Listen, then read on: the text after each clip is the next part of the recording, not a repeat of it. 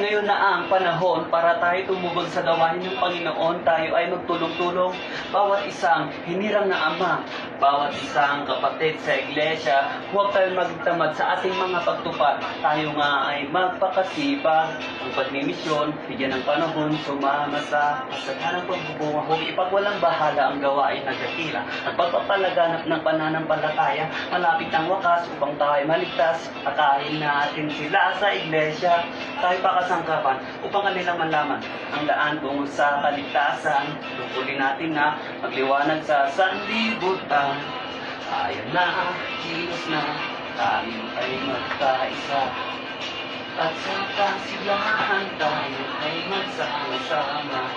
Ikaw at ako, kapatid, kasali ka rito.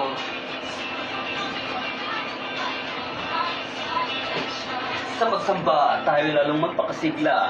Huwag kalilimutang magpasalamat sa Ama, magpuri, umawit at laging manalangin. Sinumpa ang tungkulin ay laging tuparin. Ating palaguhin ang pananampalataya. Pag-ibig at pag-asa ay huwag mawawala. Sa dakilang lumikha tayo ay magtiwala. Sa arang Ama, tayo ay tumalima.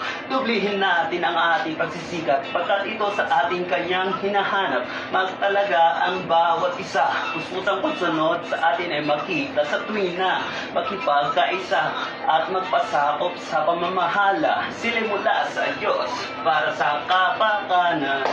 Tayo na, kilos na, tayo ay magkaisa.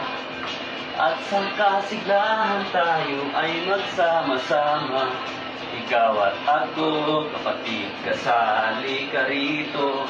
Isulong ang ipagtatagumpay ng gawain sa iglesia.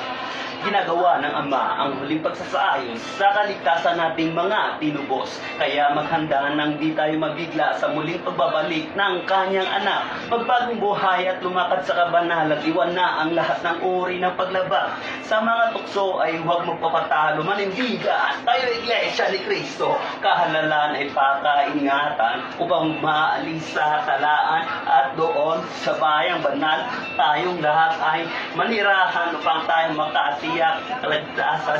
Dapat abutang walang kapintasan sa pagdating ng araw ng paghuhukom.